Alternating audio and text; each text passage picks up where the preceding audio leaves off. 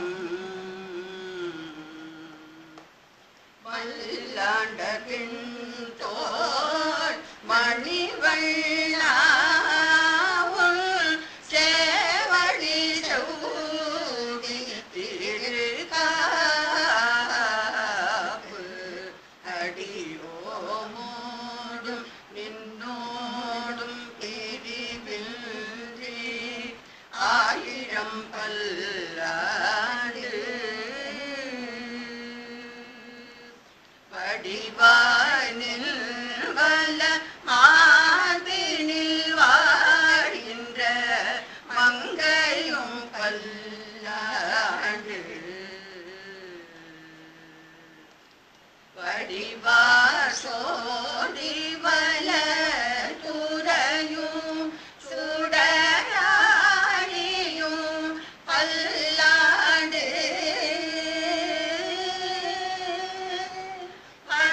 படைப்போர்க்கு முழங்கும் அப்பாஞ்ச சன்னியமும் பல்லாண்டு அடியோமோடும் நின்னோடும் பிரிவின்றி ஆயிரம் பல்லாண்டு வடிவானில் வளமாதினில் வாழ்கின்ற மங்கையும் பல்லாண்டு வடிவார் சோதி வலத்துறையும் சுடராழியும் பல்லாண்டு படைப்போர்க்கு முழங்கும் அப்பாஞ்சசனியமும் பல்லாண்டு பாஞ்சசனியமும் பல்லாண்டு அப்பாஞ்சசனியமும் பல்லாண்டு படைப்போர்க்கு முழங்கும் அப்பாஞ்சசனியமும் பல்லாண்டு பல்லாண்டு பல்லாண்டு பல்லாண்டு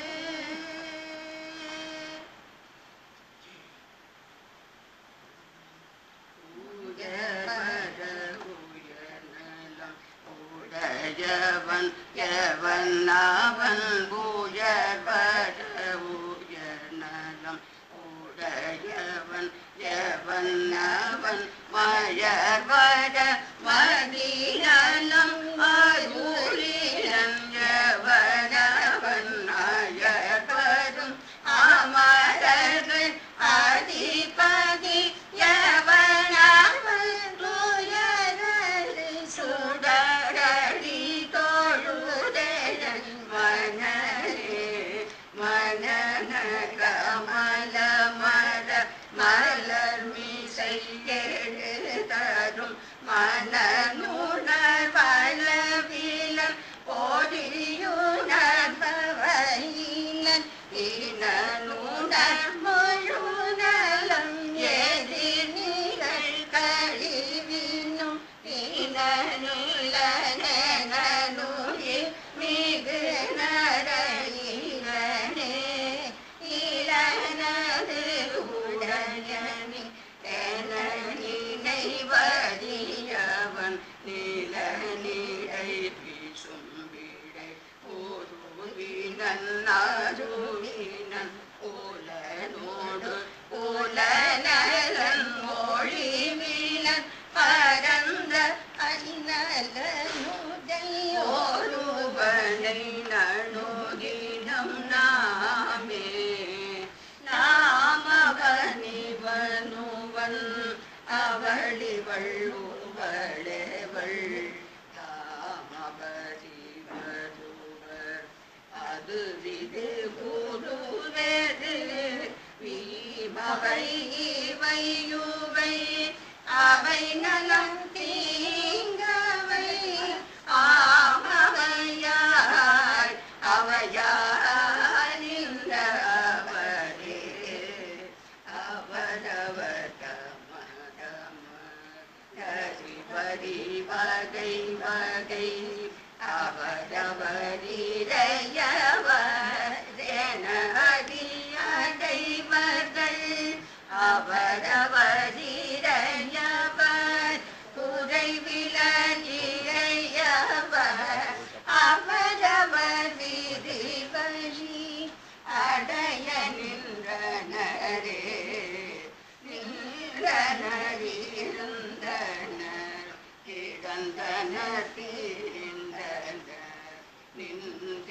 நின்றிலிருந்தில கிடந்தில திரிந்தில என்று மோரியல் வினரென நினைவறியவர்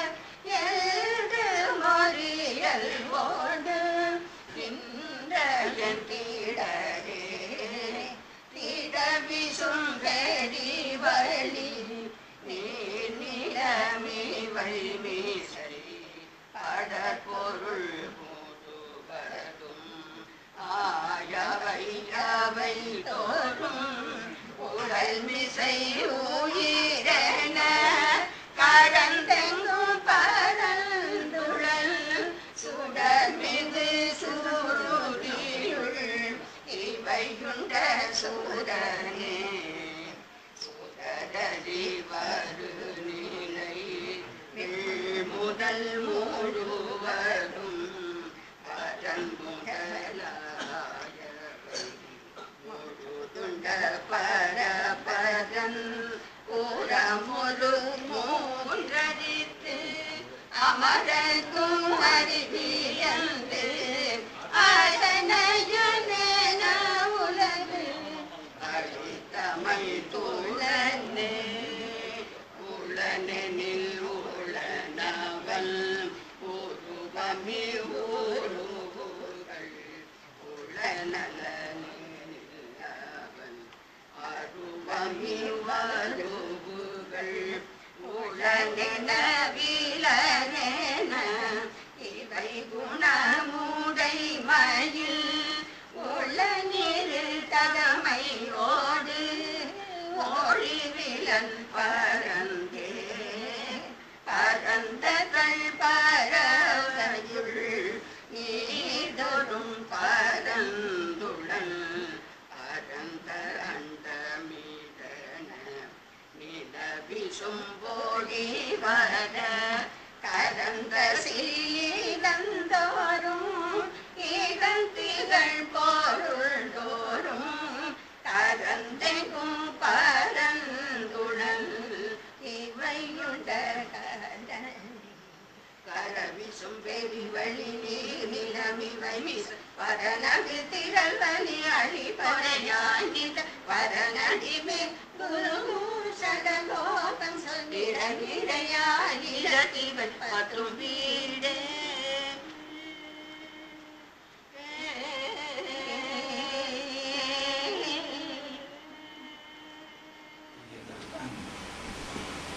ஸ்ரீமதே ராமானுஜாய நமஹ.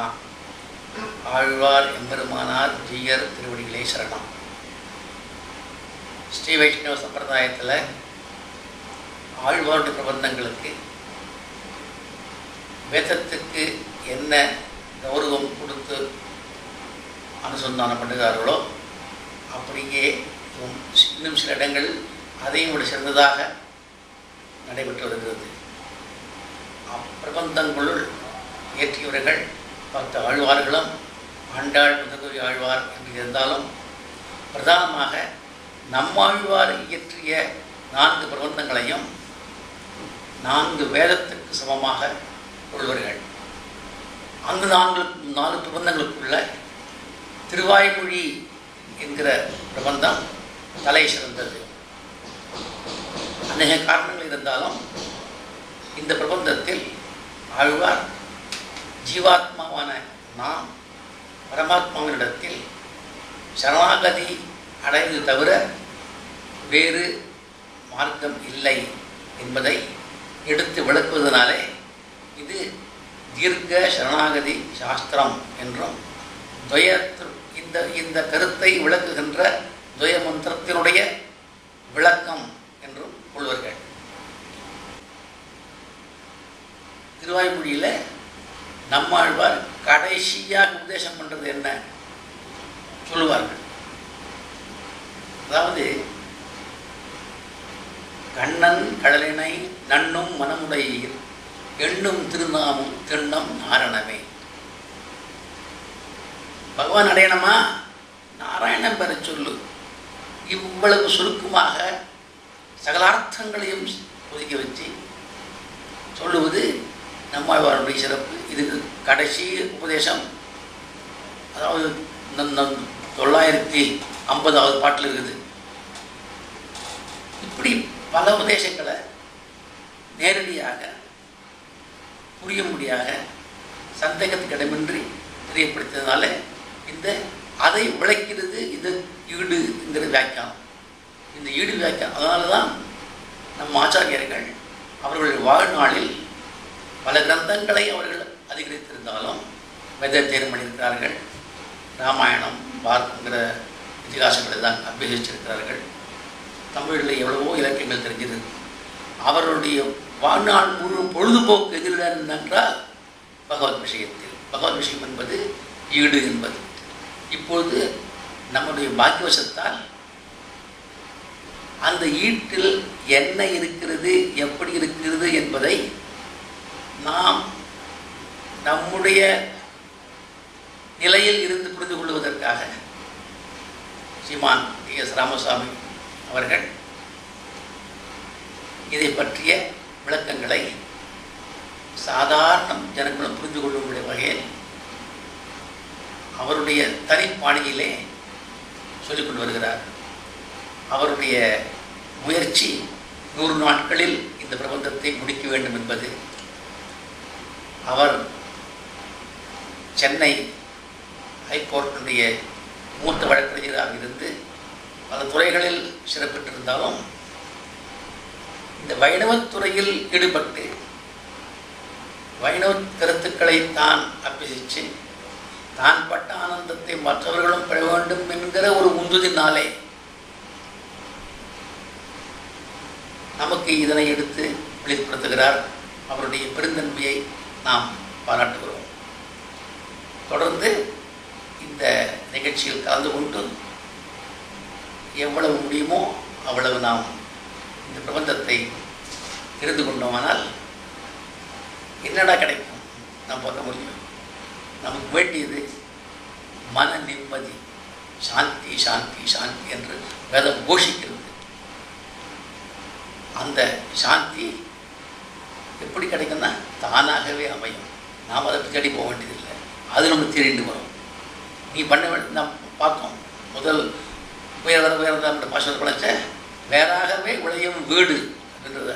அதாவது மோட்ச எண்ணெயம் தானாக வந்து போகிறது. அதே மாதிரி இந்த நிம்மதி என்பது தானாக கிடைக்க முடியுது. இது உதாரணம் உண்டா? இதை நம்ம எப்படி ஒப்புக்கொள்வது என்றால் இன்றைக்கும் நாம் பார்க்கலாம்.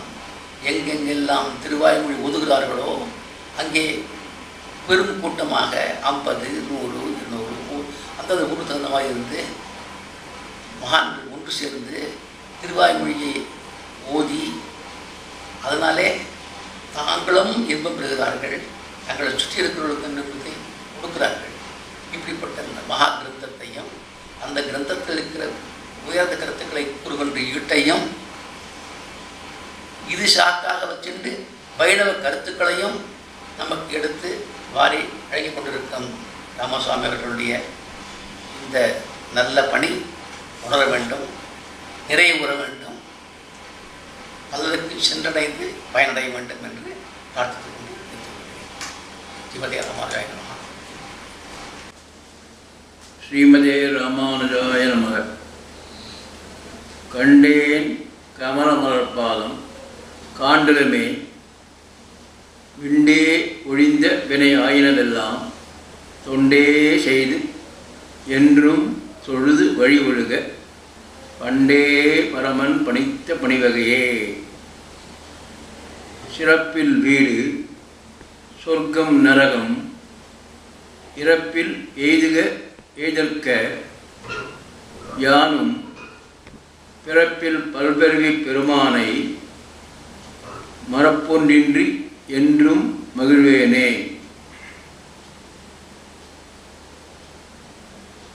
ஸ்ரீயப்பதியான சர்வேஸ்வரன் எம்பெருமான் ஸ்ரீமன் நாராயணனின் திருவருளாலும் ஆச்சாரிய அனுகிரகத்தாலும்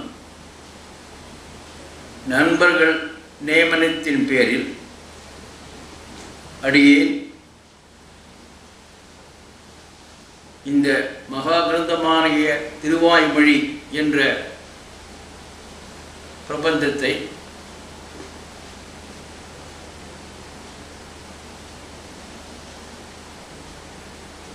ஈடு வியாக்கியானத்தின் அடிப்படையில் சில வார்த்தைகள்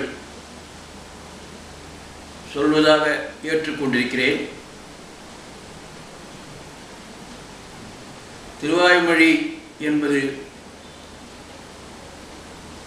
பகவத் விஷயம் எனப்படும்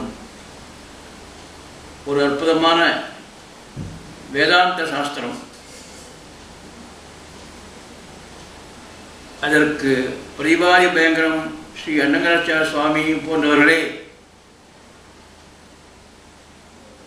தாங்கள் அதை வியாக்கியானம் செய்வதற்கு சிற்றறிவு படைத்தவர்கள் என்று முன்னுரையில் கூறியுள்ளார். அப்படி இருக்க அடியேனை போன்ற மிக மிக சாமானியமானவன் இதை கூற துணிந்தேன் என்றால் அதற்கு மிக முக்கியமான காரணம், அடியேன் பல ஆண்டுகளாக பல உபன்யாச கால விஷயங்களை கேட்டு குறிப்புகள் எடுத்துக் கொண்டதும் இல்லாமல் சில உபன்யாசங்களும் செய்துள்ளேன். தவிர பல நூல்கள் எழுதியுள்ள ஒரு காரணத்தாலும் நண்பர்கள் வற்புறுத்தலின் பேரில் அடியேன் இன்று ஆரம்பித்துள்ளேன்.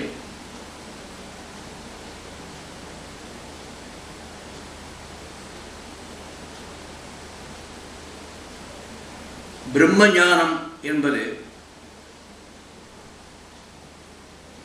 வேதத்தில் கூறப்பட்ட பிரம்மத்தை பற்றிய ஞானம். சாதாரணமாக ஞானம் என்கிற விஷயத்திற்கு பிரத்யட்சம், அனுமானம் என்று இரண்டு வகைகளிலே போதிய அளவிற்கு கற்று தேர்ந்து அறிவை பெறுவார்கள். பிரம்ம ஞானத்திற்கு பிரத்யட்சம், அனுமானம் என்பதை தவிர சப்தம் என்று ஒன்று உள்ளது. சப்தம் என்றாலே வேதங்களின் சப்தம்தான் சப்தம் என்று பொருள். மற்ற உலகத்தில் உள்ள லௌகீக பேச்சுகளுக்கெல்லாம் சப்தம் என்று சொல்வது இல்லை. மற்ற விதமான பல விதமான பேச்சுக்களுக்கும் கடலோசை என்பார்கள். ஏனென்றால் அநேகமாக வீண் பேச்சுக்கள் தான் நடந்து கொண்டிருக்கின்ற என்ற காரணத்தினால் சப்தம் என்றாலே வேத சப்தம்தான். அப்படிப்பட்ட வேத சப்தத்திற்கு ஏன் அவ்வளவு ஏற்றம் என்றால், மற்ற எந்த விஷயத்திற்கும் வாத பிரதிவாதங்கள் செய்யலாம். ஆனால் லட்சக்கணக்கான ஆண்டுகளுக்கு முன்னாலே எம்பெருமான் ஸ்ரீமன் நாராயணனால் படைக்கப்பட்ட வேதங்களுக்கு வாத பிரதிவாதங்களை செய்ய முடியாது, செய்யக்கூடாது. அவைகளை அப்படியே ஒப்புக்கொள்வதுதான் சனாதன தர்ம விதி.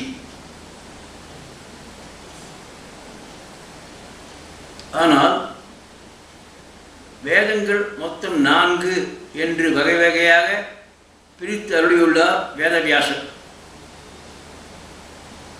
அவைகளை விளக்க வந்தவைகள் தான் சாஸ்திரங்கள், 6 சாஸ்திரங்கள். மேலும் விளக்கங்கள் இதிகாசங்களிலே ராமாயணம், பாரதம் என்ற 2 இதிகாசங்களில் நமக்கு அருளியுள்ளார்கள். தவிர 18 புராணங்கள், ஆழ்வார்களின் ஸ்ரீசுக்திகள், பற்பல ஆச்சாரியர்களின் வியாக்கியானங்கள், இவைகள் எல்லாமே சேர்ந்துதான் வேத சப்தம் என்று நாம் ஒப்புக்கொள்ள வேண்டும். ஏனெனில் இன்றைய காலகட்டத்தில் வேதகாலம் தொடங்கி இன்றைய ஆச்சாரிய சுவாமிகள் வரையில் தோன்றியுள்ள பல பல மகான்களின் சொற்களுக்கு நாம் கட்டுப்பட்டே ஆக வேண்டும் என்பது நம்முடைய சனாதன தர்மத்தின் மிக முக்கியமான விதி. அதிலே பலர் குறிப்பாக இந்த காலத்திலே மிக பலர் என்று கூற வேண்டும், வேத சாஸ்திரங்களையோ மற்ற வியாக்கியானங்களையோ மற்ற உபன்யாச காலட்சேபங்களையோ கேட்டு தங்கள் அறிவை பெருக்கிக் கொள்ள வேண்டும் என்ற அக்கறை சிறிதுமில்லாததற்கு காரணம், ஒன்று, இன்றைய காலகட்டத்தில் இளைஞர்களுக்கு இருக்கக்கூடிய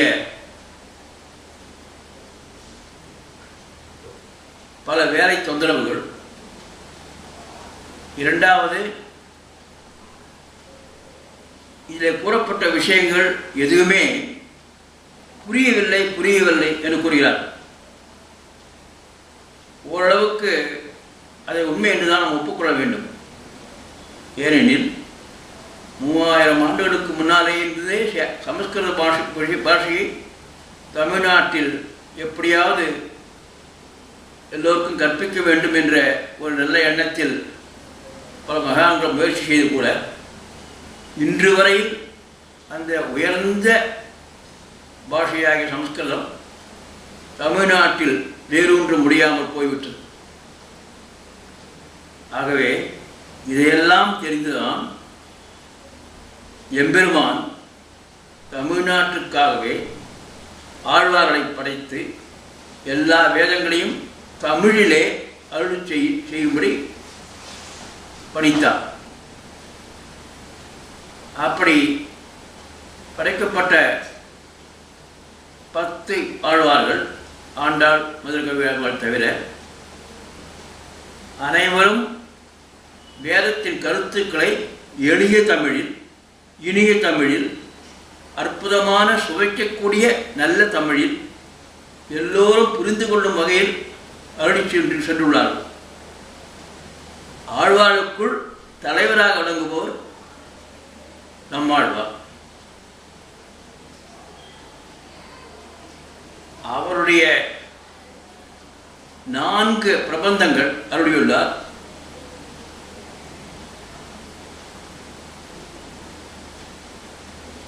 திருச்சந்த விருத்தம், பெரிய திருவந்தாதி, திருவாசரியம், திருவாய்மொழி. அந்த 4 வேதங்களின் சாராம்சமாக கருதப்படுகிறது. அதிலே அடியை எடுத்துக்கொண்ட விஷயம் எல்லாவற்றையும் விட மிக முக்கியமான தமிழ் வேதமாக கருதப்படும் திருவாய்மொழியே. திருவாய்மொழி சாமவேத சாரம் மட்டுமல்ல, மற்ற வேதங்களின் கருத்துக்களும் அதிலே நிரம்பி கிடைக்கின்றன. அதிலே திருவாய்மொழி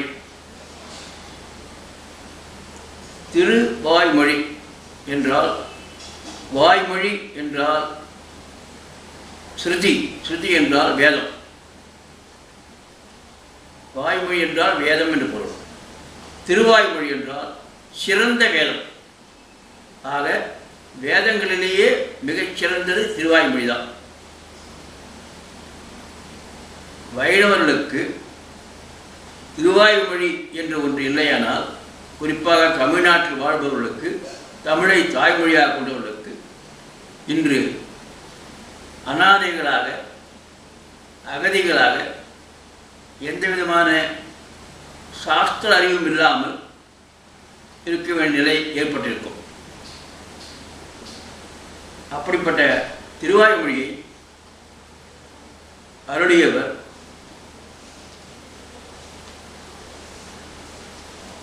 சடகோப்பன் என்கிற நம்மாழ்வார். சுமார் 5000 ஆண்டுகளுக்கு முன் சம்பிரதாய கணக்குப்படி அவதரித்தவர் என்று கூறுவர். சரித்திர ஆராய்ச்சியாளர்கள் அவர் சுமார் 1400 ஆண்டுகளுக்கு முன் அவதரித்தார் என்று கூறுகிறார்கள். அது எப்படியாயினும் திருநெல்வேலி ஜில்லாவில் திருக்குறுகூர் இன்றைய ஆழ்வார் திருநகரி என்ற கிராமத்திலே காரியார் உடையநங்கை என்ற தம்பதிகளுக்கு தவமிருந்து பெற்ற பிள்ளையாக பிறந்தார். ஆனால் அவர் பிறந்ததே வைகாசி மாதம் விசாக நட்சத்திரம், மாறன் என்று பெயர். ஆனால் அவர் பிறந்ததிலிருந்தே எதுவும் உண்ணாமல் தூங்காமல் மற்ற குழந்தைகளைப் போல் இல்லாமல் வித்தியாசமாக இருந்து பெற்றோர்களுக்கு மன துன்பத்தை விளைவித்ததினாலே அந்த பெற்றோர்கள் அந்த குழந்தையை இந்த திருக்கோயிலில் உள்ள புளிய மரத்து அடியிலே விட்டு வைத்தார்கள். அந்த குழந்தை அந்த புளிய மரத்திலே இருந்த பொந்தில் உட்கார்ந்து கொண்டது. பால் உணவு எதுவும் உட்கொள்ளாமல் 16 ஆண்டுகள் அங்கே கிடந்த அந்த குழந்தை ஒரு நாள் மதுரகவி என்கிற மாபெரும் வித்வான் வட இந்திய யாத்திரையிலே செல்லும்போது அங்கு வானத்திலே கண்ட ஒரு நட்சத்திரத்தின் துணை கொண்டு ஏதோ அதிசயம் நடக்கிறது தெற்கே என்று தெரிந்து கொண்டு நட்சத்திரத்தை பின்பற்றி வந்து சேரும்பொழுது அது ஆழ்வார் திருநகரியில் வந்து முடிந்தது. அங்கே வந்து விசாரித்து இங்கே ஏதாவது அதிசயம் நடந்துள்ளதா என்று கேட்கும் பொழுது அந்த புளிய மரத்தில் உள்ள குழந்தையை பற்றி அந்த ஊரார் அதிகமாக சொன்னார்கள். அந்த புளிய மரத்திற்கு சென்ற மதுரகவியார் அந்த குழந்தை 16 ஆண்டுகளாக உணவு ஒன்றுமின்றி எந்த விதமான அசைவுமின்றி பேச்சுமின்றி அங்கே பொந்திலை கிடப்பதை கொண்டு ஒரு சிறு கல்லை எடுத்து அந்த குழந்தையின் அருகே வீசினார். குழந்தை கண்ணை முழித்து கொண்டது. அந்த குழந்தைக்கு எந்த விதமான அறிவு இருப்பது என்பதை சோதிப்பதற்காக மதுரகவி என்ற அந்த ஞானி ஒரு கேள்வி ஒன்று கேட்டார். செத்ததின் வயிற்றில் சிறியது பிறந்தால் எத்தை தின்று எங்கே கிடக்கும் என்பது கேள்வி. அந்த குழந்தை இதுவரையில் வாய் திறக்காமல் கிடந்த குழந்தை முதலாக வாய் திறந்து அந்த கேள்விக்கு பதில் சொல்லிற்று. அத்தை தின்று அங்கே கிடக்கும் என்று சொல்லிற்று. செத்ததன் வயிற்றில் சிறியது பிறந்தால் எத்தை தின்று எங்கே கிடக்கும்? பதில் அத்தை தின்று அங்கே கிடக்கும். அதாவது மதுரகவி ஆழ்வார் சாமர்த்தியமான ஒரு கேள்வி, வேதாந்த கருத்து ஒரு கேள்வி. இந்த உடலிலே உயிர் அணுவுழுவாக உள்ளே பூந்து இருப்பதாக கூறுகிறார்களே, அந்த உயிர் உடலுக்குள்ளே எதை உண்டு எப்படி உயிர் வாழும் என்பது கேள்வி. அதற்கு பதில் அத்தை தின்று அங்கே கிடக்கும். அதாவது அந்த உயிர் என்பது அதனுடைய வினைப்பயன்களை அனுபவித்துக் கொண்டு அதையே உணவாக அனுபவித்துக் கொண்டு அங்கேயே கிடக்கும். அந்த உடல் சாயும் முறையில் அந்த உயிர் அங்கேயே வினைப்பயன்களை அனுபவித்துக் கொண்டு கிடக்கும் என்பது பொருள். இந்த அறிவார்ந்த கேள்விக்கு மிக அறிவார்ந்த பதிலை உடைய அந்த குழந்தை கொடுத்ததினால் பெரிய ஞானியாகி மதுரகவி ஆழ்வார் அந்த குழந்தை சாதாரண குழந்தை அல்ல, மிகப்பெரிய ஞானி, பிறவி ஞானி என்பதை புரிந்து கொண்டு அந்த குழந்தையாக இருந்த அந்த சடகோபனிடம் சிஷ்யனாக சேர்ந்து விட்டார். பிறகு அந்த குழந்தை தொடர்ந்து மதுரகவியார் அறிவுகளிடம் சம்பாஷணை செய்யும் பொழுது பெரிய பெரிய வேதாந்த கருத்துக்களை உபதேசிக்க ஆரம்பிக்கும் பொழுது சித்து, அசித்து, ஈஸ்வரன் என்ற 3 தத்துவங்கள் தான் இந்த பிரபஞ்சத்தில் உள்ளன என்பதை விருத்தி விளக்கமாக கூறி பிறகு ஏற்கனவே அடியன் கூறிய அந்த 4 பிரபந்தங்களை அருளி செய்தார். அவரை ஈடுபடுத்தினார். ஓலையிலே குறித்து கொண்டார். மதுரை மரப்பொந்தில் இருந்த சடகோப்பன் என்கிற நம்மாழ்வாரின் அபூர்வ ஞானத்திலே பிரமிப்படைந்த மதுர கவிகள் அன்றிலிருந்து ஆழ்வாரின் பரமசிஷ்யனாக அங்கேயே இருந்து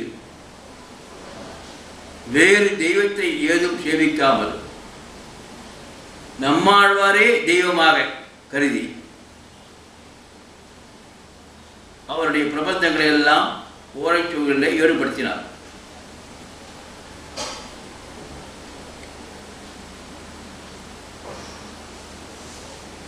ஆழ்வார்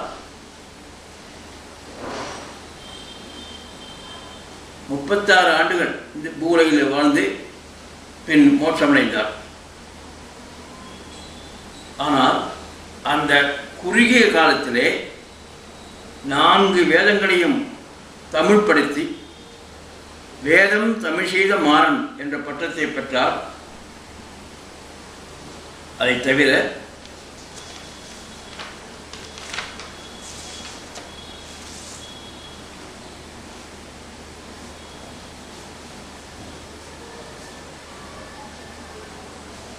அவர் பிரபன்ன ஜனபூருஸ்தர் என்ற பட்டமும் பின்னால் அவருக்கு வந்தது. அதாவது இந்த உலகில் இருப்பவர்கள் எல்லோரும் பகவானிடம் சரணாகதி அடைகிறார்கள். சரணாகதியே சிறந்தது என்று வைணவர்கள் நம்பியிருந்தார்கள். இன்றும் அப்படியே இருக்கிறார்கள். அப்படி இருக்க நம்மாழ்வார் அவருடைய 4 பிரபந்தங்களில் கூடியிருப்பது முழுக்க முழுக்க பக்தியா அல்லது அவர் சரணாகதிதான் மோட்சம் போகும் வழி என்று நினைக்கும் பிரபன்னதா என்ற ஒரு கேள்வி பல ஆண்டுகள் வித்வான்களிடையே நடந்து வந்தது. ஏனெனில் சில இடங்களிலே சரணாகதியே பிரபத்தி என்கிற சரணாகதியே சிறந்தது என்று கூறியுள்ளார். பல இடங்களிலே பக்தியிலே மூழ்கிக்கிறார் ஆழ்வார். அதை ஆய்வு செய்த பல மகான்கள் நம்மாழ்வார் நம்மை போன்றே ஒரு பிரபன்னர் தான், அதாவது சரணாகதி தான் மோட்சம் போவதற்கு சிறந்த வழி என்ற பிரபத்தி மார்க்கத்தை சரணாகதி மார்க்கத்தை கொண்டவர். ஆனால் அவருக்கு பக்தி என்பது தேக யாத்ரா சேஷம் என்றார். அதாவது தேகம் யாத்திரை செய்து வாழ்நாளை முடிக்கும் வரையில் அதற்கு ஒரு கடமை இருக்க வேண்டும். சரணாகதி என்பது ஒரு நாள் தான் செய்ய முடியும். ஆனால் பக்தியை தொடர்ந்து வாழ்நாள் முழு செய்தே ஆக வேண்டும் என்ற கொள்கையுடன் அவர் எம்பெருமானிடம் ஈடு கொண்டு கடைசி வரையில் பக்தி பக்தி பக்தி என்றே அவருடைய பிரபந்தங்களில் தமிழை பிழிந்து வேதத்தை பிழிந்து கொடுத்து நம்மை எல்லாம் ஆட்கொண்டுள்ளார். ஆகவே அவருக்கு பிரபன்ன ஜடகூடஸ்தர் என்று பெயர். பிரபன்னர்களுக்கெல்லாம் தலைவர்.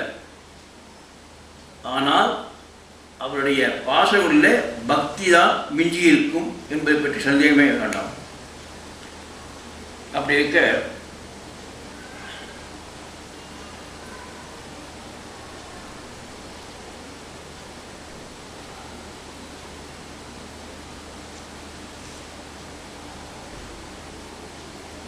ஒரு மிக முக்கியமான தர்க்கம் நடந்து வந்தது அந்த காலத்திலே. ஞானம் என்பதுதான் மோட்சம் செல்வதற்கு சாதனம் என்று பல ரிஷிகளும் முனிவர்களும் கூறியுள்ளார்கள். அதை பின்பற்றியே வேத கருத்துக்களை கொண்டே ஆதிசங்கர் போன்றவர்களும் ஞானா மோட்சகா அஜ்ஞானா சம்சாரகா என்று கூறிவிட்டார்கள். ஞானம்தான் மோட்சத்திற்கு வழி, அஜ்ஞானத்தில் இருந்தால் சம்சாரத்தில் உழல வேண்டியதுதான் என்று கூறினார்கள். ஆனால் அதற்கு பிறகு வந்த ஸ்ரீ ராமானுஜர் சேமுஷி பக்தி ரூபா என்று தன்னுடைய ஸ்ரீபாஷ்யத்திலே மங்கள ஸ்லோகத்திலேயே அழுத்த திருத்தமாக கூறிவிட்டார். அதாவது ஞானம் என்ற அடிப்படைதான், ஆயினும் வெறும் ஞானம் மோட்சம் போவதற்கு சாதனமாகாது, பக்தி பூர்வமான ஞானம் வேண்டும் என்று, பக்தி என்பது மிக முக்கியமான ஒரு சாதனம் என்பதை அவர் ஸ்ரீபாஷ்யத்திலும் அருளியுள்ளார், கீதா பாஷ்யத்திலும் அருளியுள்ளார். இன்னும் பல இடங்களிலே பக்தியுடைய மேன்மை கூறியிருக்கிறார். அதை பின்பற்றி பின்னால் வந்த நிம்பார்க்கா, கிருஷ்ண சைத்தன்யா, வல்லபாச்சாரியா போன்ற பல ஆச்சாரியர்கள் பக்திக்கு பிரதானம் கொடுத்து வந்தனர். ஆக ஞானம் பக்தி இரண்டுமே முக்கியம். பக்தி பூர்வமான ஞானம் வேண்டும் என்று ராமானுஜர் சொன்னார். அது மாத்திரம் சொல்லவில்லை, அந்த பக்தி என்பதும் பிரீதிபூர்வமான பக்தியாக இருக்க வேண்டும். பிரீதிபூர்வமான பக்தி, அந்த பக்தி பூர்வமான ஞானம், இதைத்தான் அடிப்படையாக அவருடைய ஸ்ரீபாஷ்யத்திலே வைத்து அதை விளக்கி உள்ளார். அது ஏன் அப்படி சொன்னார் என்றால், வைணவத்திலே எம்பெருமானார் தரிசனம் என்று சொல்லக்கூடிய அந்த ஸ்ரீபாஷ்யத்தின் அடிப்படையிலே இயங்கக்கூடிய வைஷ்ணவர்கள் ஒரு விஷயத்தை நன்றாக தெரிந்து கொள்ள வேண்டும். ஸ்ரீபாஷ்யம் என்பது அடிப்படை தான். ஆனால் அந்த ஸ்ரீபாஷ்யத்தை நமக்கு அருளிய ராமானுஜர்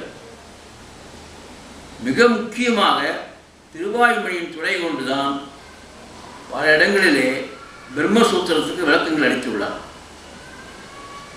ஏனென்றால் பிரம்மசூத்திரம் என்கிற மிகவும் சுலபமான ஒரு சமஸ்கிருத சாஸ்திரத்திற்கு சரியான வேதாந்த விளக்கங்கள் கூற வேண்டுமானால் திருவாய்மொழி கை கொடுக்கிறது என்று தெரிந்து கொண்டு திருவாய்மொழி கொண்டுதான் ஸ்ரீபாஷ்யம் அமைத்துள்ளார் என்பதை ஸ்ரீ அழகிய மணவாள பெருமாள் நாயனார் ஆச்சாரிய இதயம் என்ற நூலிலே பாஷ்யகாரர் திருவாய்மொழி கொண்டு ஸ்ரீபாஷ்யத்தை ஒருங்க விடுவர் என்று மிக அழகாக விளக்கி கூறியுள்ளார்.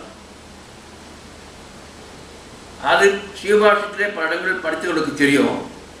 பல இடங்களில் விளக்கங்கள் ஏற்கனவே இருந்த பாஷ்யங்களெல்லாம் விட சில வித்தியாசமாக இருப்பதற்கு காரணம், அது ராமானுஜருக்கு முன்னிருந்த நம்மாழ்வாரினுடைய அவருடைய திருவாய்மொழியிலே இருக்கக்கூடிய பல கருத்துக்கள் இங்கே ஸ்ரீபாஷ்யத்திலே உள்ளன. ஆகவே ஸ்ரீபாஷ்யம் சிறந்ததா திருவாய்மொழி சிறந்ததா என்று பார்க்க வேண்டிய அவசியமே இல்லை. ஸ்ரீபாஷ்யம் வாசிக்க முடியாதவர்களும் திருவாய்மொழி வாசிக்கலாம். திருவாய்மொழி வாசித்தாலும் ஸ்ரீபாஷ்யம் வாசித்தே மன நிறைவு ஏற்படும் என்பதற்காக அடிக்கடி கூறுகிறேன். இதில் மிக முக்கியமானது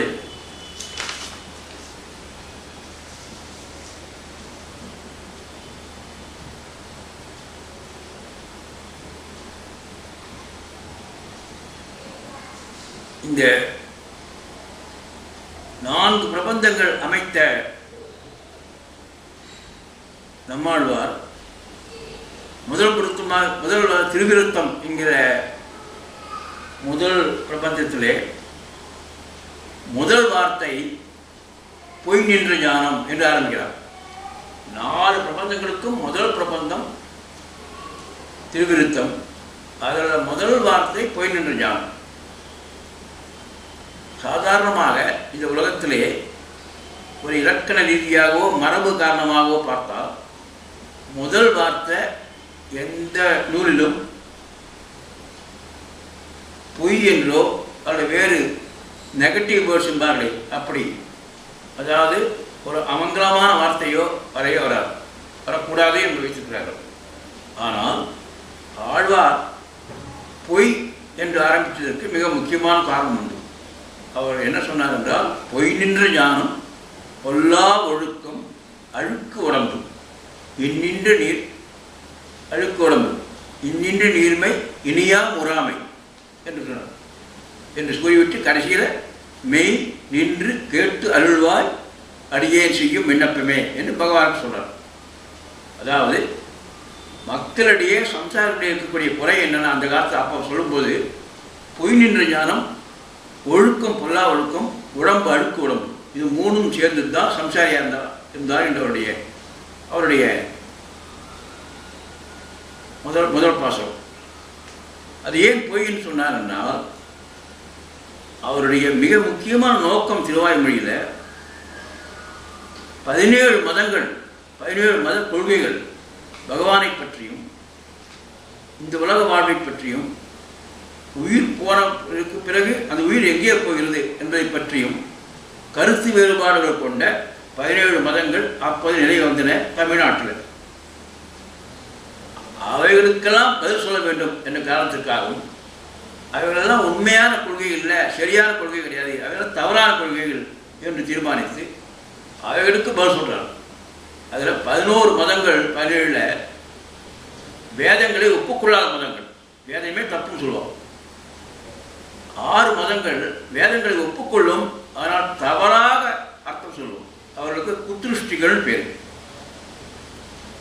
ஆக இந்த 17 கொள்கைகளும் தவறான கொள்கைகள் என்று எடுத்துக்காட்டி, எது சரியான கொள்கை, சரியான வேதத்துக்கு என்ன சரியான பொருள் என்பதை தீர்மானித்து உறுதிப்பட பாசுரங்களாக அவர் அமைத்துள்ளதனால், முதலிலே அன்றிருந்த நிலை என்ன என்பதை கூறுவதற்காக ஒவ்வொரு மதத்தையும் சொல்லி, அந்த மதத்தை சொல்லாமல் சொல்லி, அந்த மதம் பொய், இந்த மதம் பொய், இந்த மதம் பொய், எல்லாமே பொய். பொய் என்றால் தவறுன்னு அர்த்தம். இந்த இடத்துல தவறான ஞானம், எல்லோரும் தவறான ஞானம். ஞானம் என்றால் அஞ்ஞானம் மட்டும் இல்லை, விபரீத ஞானங்கள். இந்த அஞ்ஞானம் விபரீத ஞானம் எதுவுமே கூடாது என்ற காரணத்திற்காக அஞ்ஞானத்தையும் விபரீத ஞானத்தையும் நீக்கி நல்ல ஞானத்தை கொடுக்க வேண்டும் என்ற காரணத்திற்காக அப்போதிருந்து அஞ்ஞான விபரீத ஞானத்தை வளர்க்கக்கூடிய மதங்களை எல்லாம் நிஷ்கரித்து இதுதான் சரியான மதம் என்று வைணவ மதத்தை நிலைநாட்டுவதற்காகவே பொய் நின்ற ஞானம் என்று ஆரம்பிக்கிறார். இதை தவிர மிக முக்கியமாக தெரிந்து கொள்ள வேண்டியது, ஆழ்வாருடைய சரணாகதிக்கு மிக முக்கியமான பாசுரம்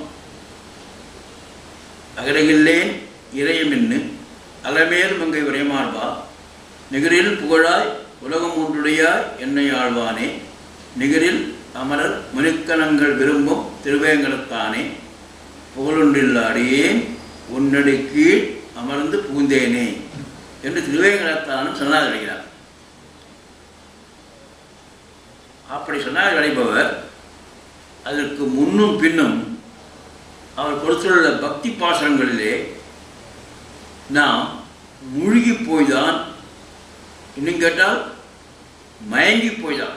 ஏன் நான் மயக்கம் என்று கூறுகிறேன் என்றால், பக்தி என்பது ஒரு கோயிலுக்கு சென்று 2 கைகளையும் கூப்பி அஞ்சலி செலுத்துவது மட்டுமல்ல.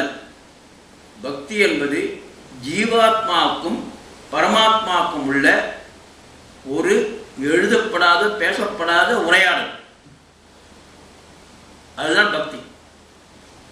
ஜீவாத்மா பரமாத்மாவை நோக்கி ஏங்க வேண்டும், நான் எப்போது உன்னிடம் வந்து சேர்வேன் என்று ஏங்க வேண்டும். அதுதான் பக்தி.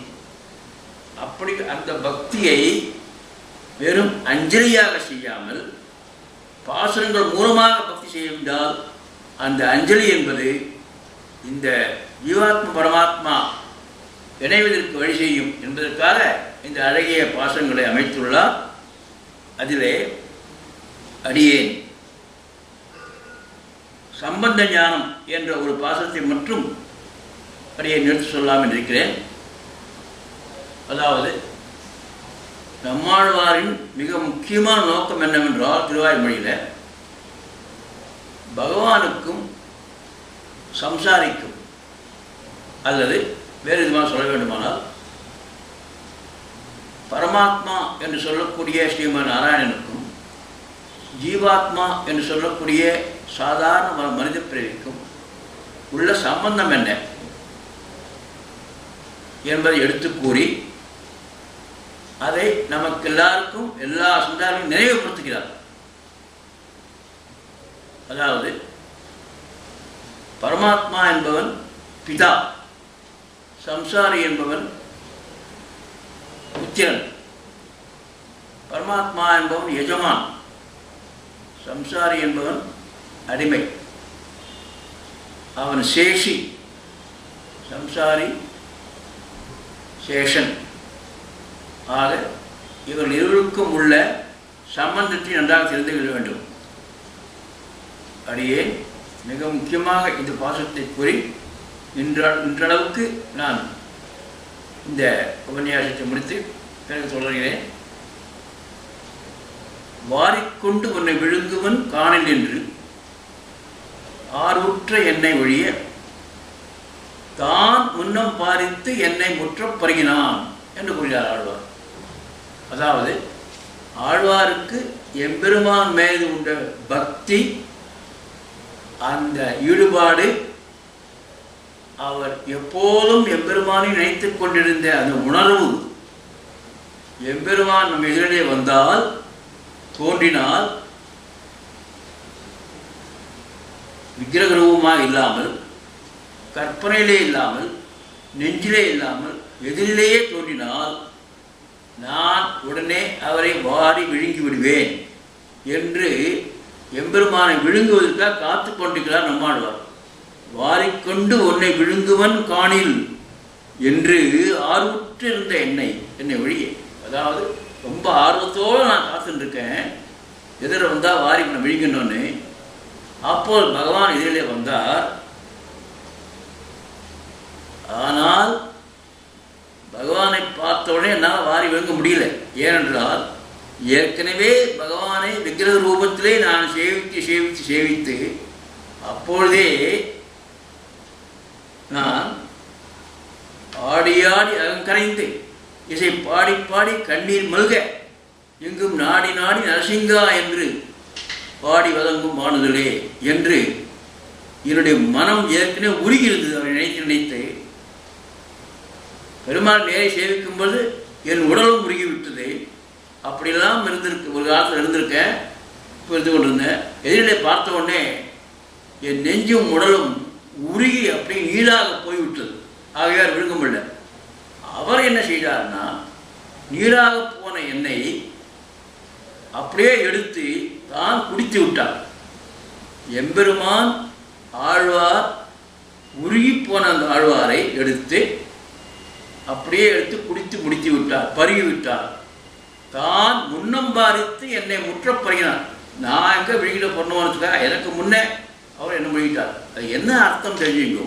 என்ன அர்த்தம் என்றால், பகவானுக்கு நம் மீது அன்பும் பக்தியும் அதிகம், அவர் ஆர்வம் அதிகம். நம்மை எப்படியாவது சம்சாரியை நாம் கொண்டு வந்து மீண்டும் நம்முடைய வைத்துக்கொள்ள வேண்டும். நம்மிடமிருந்து பிரிந்து போன ஜீவாத்மா திருப்பி நம்ம கூட வரமாட்டானா என்று ஏங்கிக் கொண்டிருப்போர் எம்பெருமான். அந்த ஏக்கம் சம்சாரின் ஏக்கத்தை விட அதிகமான ஏக்கம். அப்படி இருக்கும்பொழுது நம்மாழ்வார் என்ற பெரிய பக்தர் இதில் இருக்கும்பொழுது அப்படியே அவர் நீராக உருகி விடுவாரா? விடமாட்டார். எடுத்து குடித்து தன் உடலுடன் உடலாக சேர்த்து கொண்டு விட்டார். அப்படிப்பட்ட சம்பந்தம் தான் பகவானுக்கும் ஆழ்வாருக்கும். அப்படிப்பட்ட சம்பந்தம் தான் பகவானுக்கும் எந்த பக்தனுக்கும். பகவானுக்கும் பக்தனுக்கும் உள்ள சம்பந்தமே இதுதான். அதுதான் பகவத்கீதையிலையும் எனக்கு நண்பர்களும் இல்லை பகைவர்களும் இல்லை, என் மீது பக்தி கொண்டவர்கள் மீது நான் அன்பு செலுத்துகிறேன் என்று அந்த தன்னுடைய அன்பையும் பக்தியும் எப்படி பக்தர்கள் மீது செலுத்துகிறார் என்று கிருஷ்ணன் சொன்னதைப் போல நம்மாழ்வார் பகவான் மீது அவ்வளவு பக்தி அன்பம் கொண்டிருந்தார் என்பதற்கு அவருடைய ஒவ்வொரு பாசமும் நாம் இனிமேல் அதை வாசித்து யூடி வியாக்கியானத்தின் மூலமாக வாசித்து அனுபவிக்கப் போகிறோம். இன்னும் மேற்கொண்டு என்னுடைய அறிமுகத்தையும் அவதாரையையும் தனியங்களையும் மீண்டும் சந்தித்து மீண்டும் இதை பற்றி பேசி கொஞ்சம் விரிவாக நாம் பேசலாம் என்று கருதுகிறேன். ஆழ்வார் எம்பெருமானார் திவ்ய திருவடிகளே சரணம்.